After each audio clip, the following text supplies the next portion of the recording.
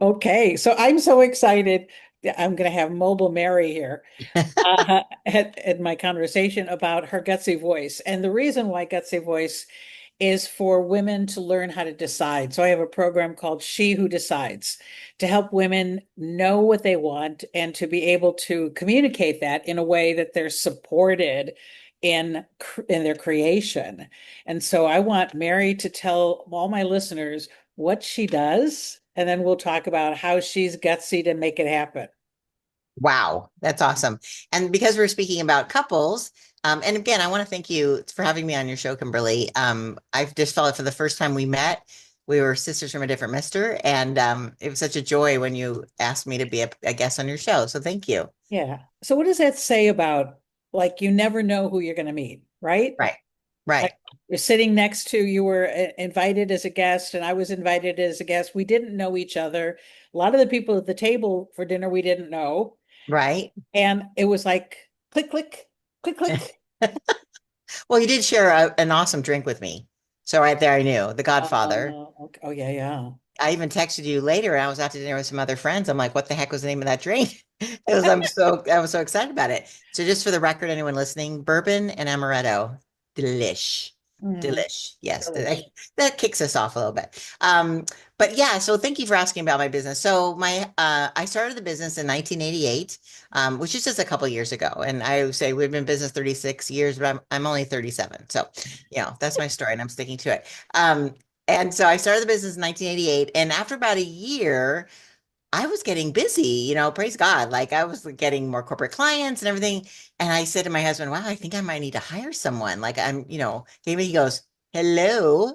He says, I help you every night and every weekend. Why don't you hire me? And I'm like, well, why don't you submit your resume and we'll talk about, no, I'm kidding. I didn't say that. But You he was made like, you made him do a resume?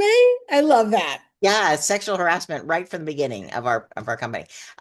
No, but he was in the mortgage industry. He absolutely hated it. My husband is one of the most ethical men person, I should say, in the world. He just couldn't stand the industry, at least the person that people he were working with. He just felt it wasn't um his cup of tea. Let's just say that. And so he's like, I would love to work with you. It'd be so much fun. Like we could raise him all the time. We do it full time. So I was like, all right, let's do it. So he joined in 1989, and we've had definitely highs and lows, but we've stayed in business together by the grace of God. Because when you're in business, as if anyone is listening who has a business, there are high highs and low lows. We've had plenty of top ramen dinners. And, for a special treat, we put hot dogs in it for the kids, like, ooh, meet tonight. Um, and then we've also, we now live in this beautiful home with this gorgeous pool. Like, it's like the Lord has been so good carrying us through. Yeah. But our business is marketing. So we started I remember like saying, I'll do anything. And which is probably a mistake. Again, if you're just starting your business, pick a niche, stick with it and get really good, go deep. But I was, I was doing anything to make money. And so, Coldwell Banker says, can you write a newsletter? Yes. Avco Financial said, can you do a company picnic? Yes. Parker Hannifin Aerospace says, can you do a Christmas party? Yes. Kawasaki said, can you do a product launch? Yes. Like I was just going all over the place. But we were doing like internal and external marketing for folks. We would do large trade shows. We would do, small private corporate events. We even actually did a private lunch for Cardinal Mahoney, which was in Los Angeles, where we literally catered in a rectory. Like we were all over the place. But again, it was just we always said yes and then figured it out. So what's Um, your niche now? What's your niche now, Mary? our niche now is actually I have a heart for funeral homes, which most people are like, oh, really? I'm like, yeah, because actually I have attended I had to do the math once because I was asked to speak on grief. I have been to over 80 funerals in the last 10 years. Wow. And I think the Lord was preparing my heart to be able to work with the funeral homes because I saw, some funeral homes that did amazing. Like they were right in there. They made the families feel seen and heard and respected. And then there was some funeral homes just didn't do as good of a job. And it just kept like it I kept thinking, wow, I could really help him. But I never really put my feet to that because I was so busy with other things. Like we work with the military, we help the Marines know what's to eat in the mess halls with our tech software. We work with mom and pops, local organizations, nonprofits. We're again all over the place, always saying yes. But a local mortician who's actually a friend of mine, he said, Mayor, I've been actually looking to hire you for a long time, but I never committed, but somebody kept encouraging me. And would you have, and I said, well, I have no experience in the funeral. And he goes, yes, you do. We've actually worked together in like, I was helping like, friends of mine locally, like when a dear friend of mine's daughter died suddenly Oh, and she was completely lost. Like I was like, don't you worry. I'll, coordinate a community potluck. We're going to get, the wake taken care of. Don't you worry. We'll make the program. My daughter made the video. Like, we've got you, girl. Like, and he goes, you've been doing that for so many people. Like, you have a fresh perspective. So maybe you can help the funeral home where we might have some gaps. And I was like, oh my gosh, I'd be so honored. And I just saw in the back end what some other companies had done, like SEO wise. And again, I'm a marketing geek. And I was like, wow, you've not been served well. Let me change that. And so I kind of revamped everything he was doing. And so we've actually been referred to other funeral homes. We work with about 10 funeral homes now. And I still have other clients. We still work with, lots of other, we're blessed with work. But I just have such a heart for these funeral homes because they're doing sacred work. They're there in your darkest time to lift you up and help you through it. And I have a heart to help them. So that is my current who I go after niche. so I want to point out something. The whole idea of her gutsy voice is you said yes, you said yes, you said yes, you said yes. Even when it's like, maybe I don't know what I'm doing or I'm not deep enough, but you kept putting yourself out there. What was it about you, Mary, that said, I can say yes? What kept you from not saying, oh, I can't do that? No, I don't think I can. What was that? Uh, I don't know. I guess personality. I've always had been, my mom was always such a strong supporter of me. And this month she'll be gone. She's been in heaven for 20 years, which I can't believe. But, she never said you can't do something. And I watched her do things that and it to me it wasn't anything. I thought all moms did this kind of stuff. She was serving at the soup kitchen. She was always, hosting things for nonprofits and fundraisers and things like that. She organized teas at the church to, fashion shows for the women and raise money for good causes. And she actually, right after the Vietnam War, she was watching the news and she told me, she says, wow, all these refugees are going to come to America from Vietnam, and in there, they're just going to put them on welfare. He says, and in that culture, that will destroy them because they have such a strong work ethic and pride. And he says, there's going to be doctors and teachers and lawyers and pharmacists coming, and they're going to literally be thrown into welfare. And it's going to like ruin them and their culture. And I have to do something about it. And so I remember her going to the local, and I know I'm totally going off topic, but she was a gutsy voice, right? Yeah. She went to our local community college, Santa Ana College, and I guess she knew the president or something. I don't know actually how she got into his office, but she was telling him about this. There needs to be something to help these people. What can we do to help these people? And he's like, well, you actually have a credential, a teaching credential. She goes, well, I raised six children. I haven't even used it. Like, yes, I have it, but I don't, And he says, well, come up with a curriculum. You obviously have a passion for this. Come up with a curriculum and figure out how to help them. So my mom literally wrote a curriculum that helped when the Vietnamese refugees came, she'd help them basically get citizenship. She helped them get recertified in California in America. Like she was doing all the things. And then the state of California saw what she was doing, had such a high success rate. They said, well, could we ask you to expand your program to the hardcore unemployed, is what they called them. And she was like, what's hardcore unemployed? And these are people that in 5 generations, no one has ever had a job Oh, wow. in their entire family. So they, So my mom kind of switched up a couple of things and then she hired me in the summer. I was only like 13. I would come to her warehouse. Like we literally, they had no classroom space for her. They put her in this dusty, dirty, hot warehouse in the middle of the summer. And I remember us going in and putting up those, I don't know if well, you probably do, the hang in there kitty posters, on the Oh, end of oh the yeah. branch. Oh yeah. We're dating ourselves. But all those like motivational posters all over the walls. And Uh-huh. there was like a giant, camera. They didn't have little, video cameras. They had a giant camera like in a TV studio. And I would hold it and she would have me follow like one by one her students into the room. She was teaching them interview skills.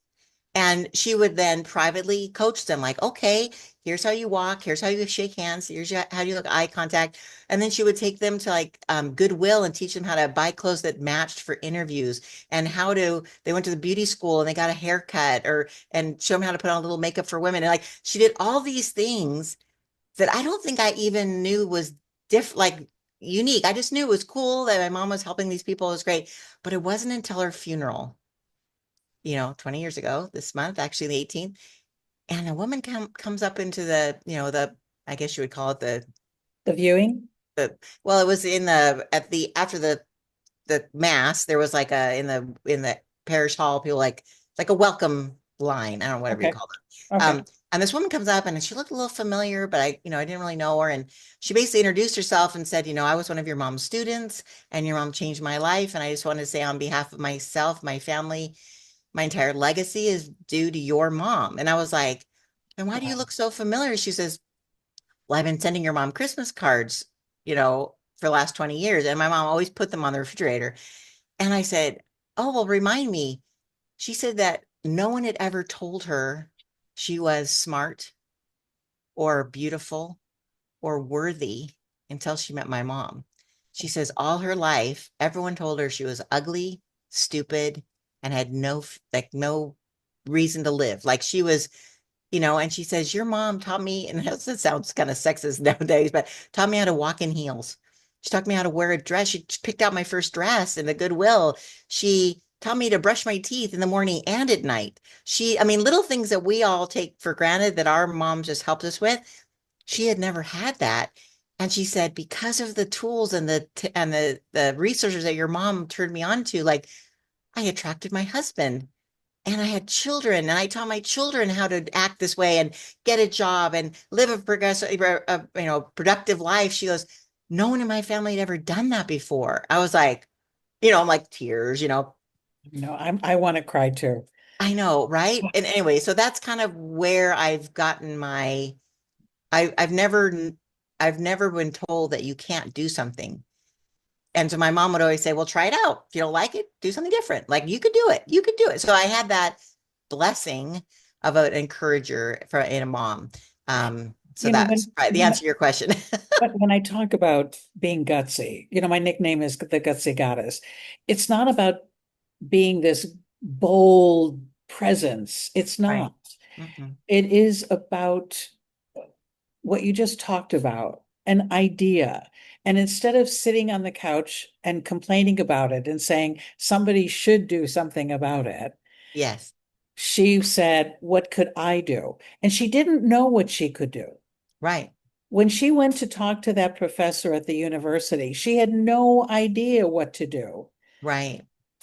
And we never know who we're going to talk to. Like me sitting next to you never know who you're going to talk to. And I shared my idea of she who decides, and you're like, that's brilliant, that's wonderful, like this, that sense of encouragement that I do think women need. Yes. They do. I think we're designed to lift each other up. Like they say, the rising tides lifts all boats. Yeah, yeah, I think it's a shame if anyone has ever been taught that we need to cut each other down to get ahead. It's right, exactly the opposite.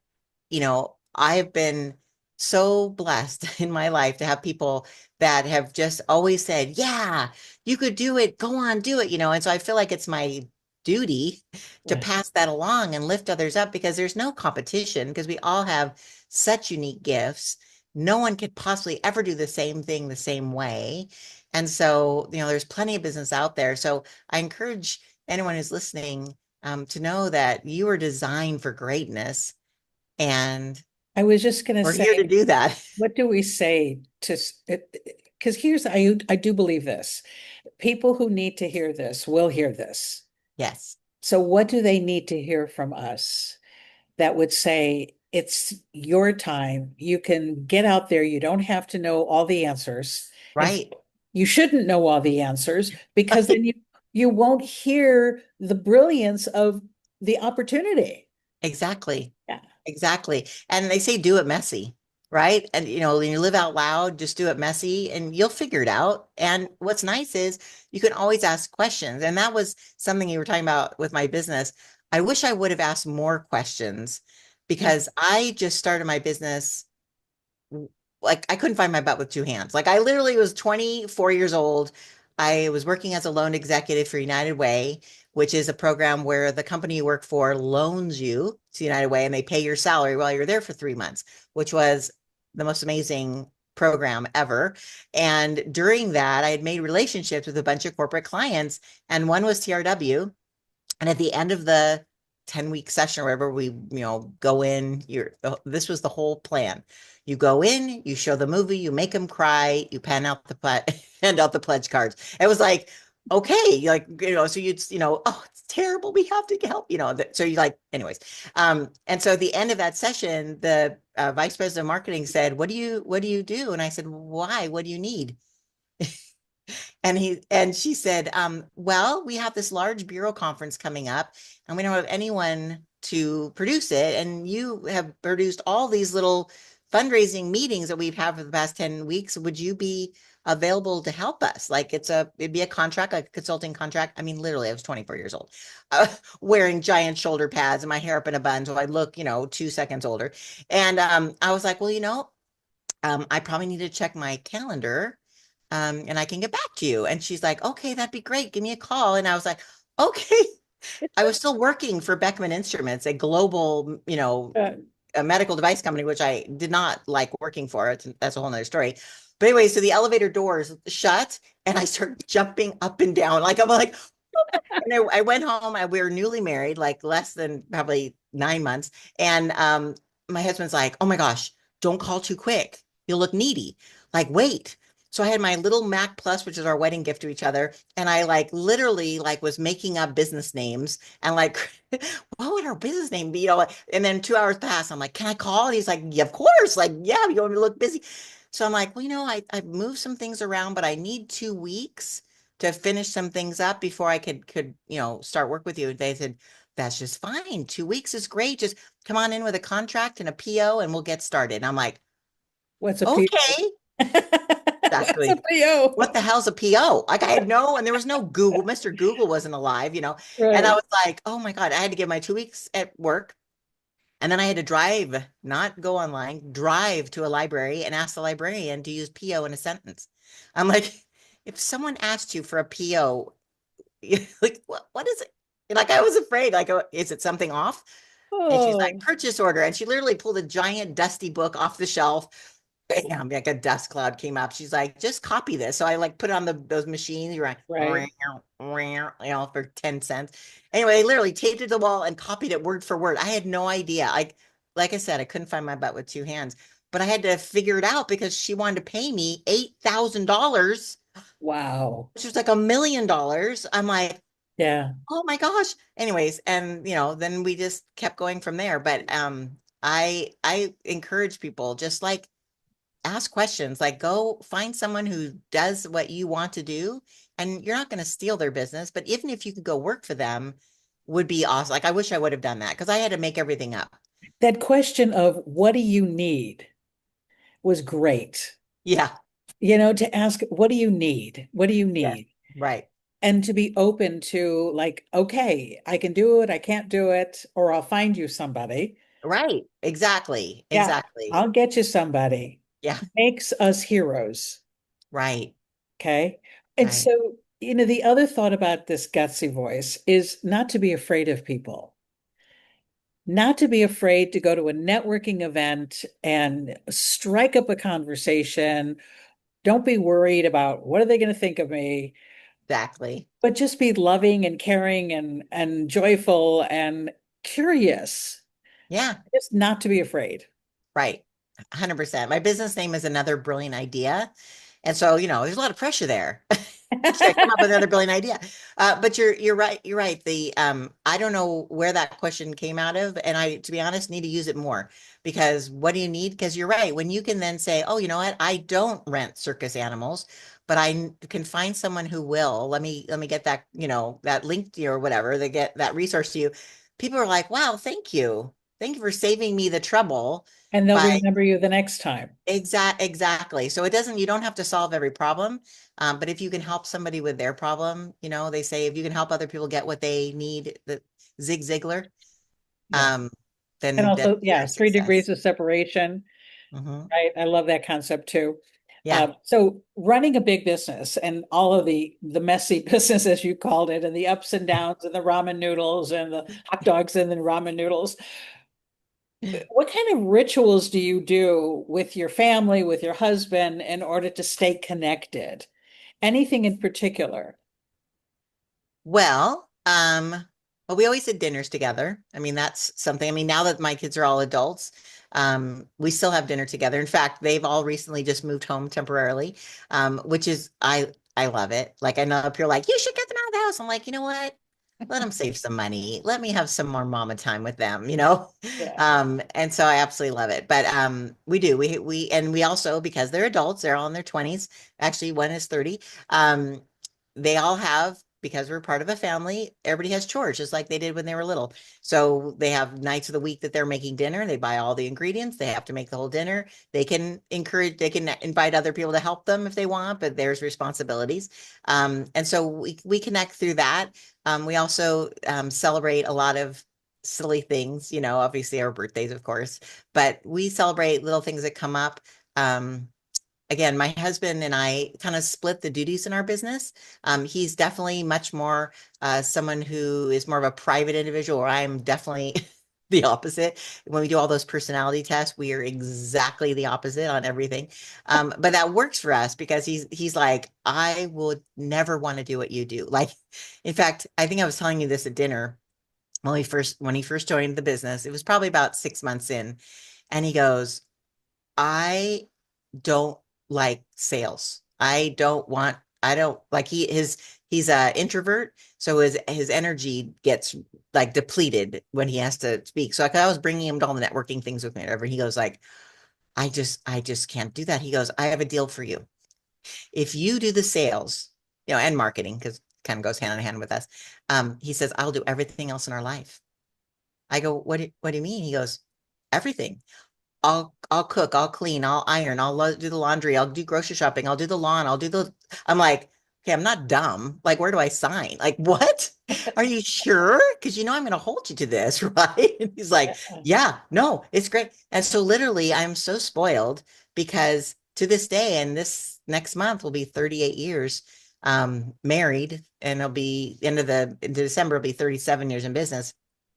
He still does it. Like I literally everything done for me. Like you can never leave. You can never die because I will not know how to find my butt with two hands because I is spoiled. So but anyway, so that's kind of what when you if that's did that answer your question? It is about when we create those rituals that I call them touch points. Mhm.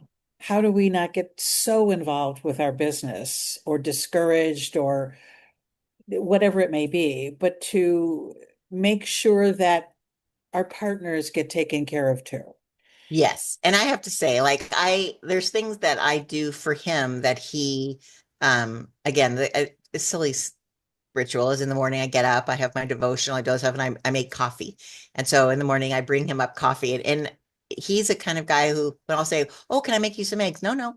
Like he said, we all have gifts and the kitchen is not mine. Mhm. She's like, no, no, it's okay. The nice way to say I can't cook is what he's trying to say. I'm like, I can make food, whatever. But he's just trying to live in service. Um, but I think that in regards to like helping each other along, like there are going to be times where I'm totally stressed out. Like we've had massive events and massive marketing campaigns and clients that have been really needy or, again, through all the different ebbs and flows in our business. And there were times where he literally would have to like knock on my door and hold a martini out to coax me out of my office. He's like, okay, it's time to take a break. It's like a, Now, I like that ritual. but it's like, I'm on top of that ritual anytime. but it's what's funny is like, oh, I'm sorry, I've been in here for how many hours? Like, because I Yeah. get so, you get so laser focused on what you're doing. And again, he's the same way. Like, and it's tax season, he's working with the book, and he's doing all this stuff. Like, I have to go up and do certain things for him as well. And he'll say, okay, it's time for whatever. So we'll go out for walks. And sometimes we have our business meetings while we're walking. Mhm. But we try to do things that are going to be best for each other, both health wise and business wise, you know, time saving Mhm. shortcuts, I should just say. So I And the really, martinis. Yeah. I really want to point out that you can have a great relationship and a great business together, Yeah. really, and that it is doable, but you have to be intentional about it. Yes. And what I hear is the intentionality was I knew my strength, he knew his strength. We can work together on that. You do this, Yeah. I do that. He had a gutsy voice too. Yeah. He Yeah. was very clear about what I can do and what I can't do. Yeah. So great. I'll take that. I won't take this. Wonderful. Make Right. it work. Yeah, I love it. Right. I love it. Exactly. Yeah. And sometimes I actually feel guilty that I'm getting the better end of the deal. But what's interesting is he thinks he's getting the better end of the deal. Exactly. And I was like, seriously? Like, and he goes, no, no, no. Like at the same time, I don't have touch the finances at all. Like, and he's very, very meticulous about, use this credit card for business, this one for personal. And he has, like I said, he's the most ethical man. And there's certain things for in columns because of this and this. And so I don't want to do that at all. And so I totally respect what he does. And I'm grateful and of that. And the same thing goes for him with me, which Yeah. is we're lucky. All right. So we are going to end this conversation by Oh, talking to the listeners. What do you want to say to them that would make a difference for them, just like your mother made a difference for you? in which way? That they're starting a business or trying to start a business with their husband or what way? That they won't hold back with their desire and their dream, that they don't have to give up their dream that's inside of them. Like you had this calling inside of you that you had to do, your mother did too.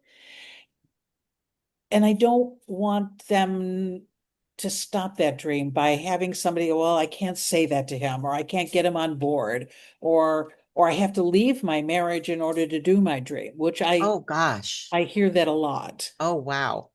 I think that we don't give our husbands credit enough. I think a lot of times we assume based on our past of how maybe our father we watched our father treat our mother or how our father dealt with us or maybe other men in our lives and we assume and again I've been through periods of this as well. You assume the worst, like with a look on their face. And my husband will jokingly, because you've heard of the expression a resting bitch face. Mhm. You've heard that expression? Yeah. My husband has one. And so I'll say, oh my gosh, are you okay? Like, are you mad? And he's like, no.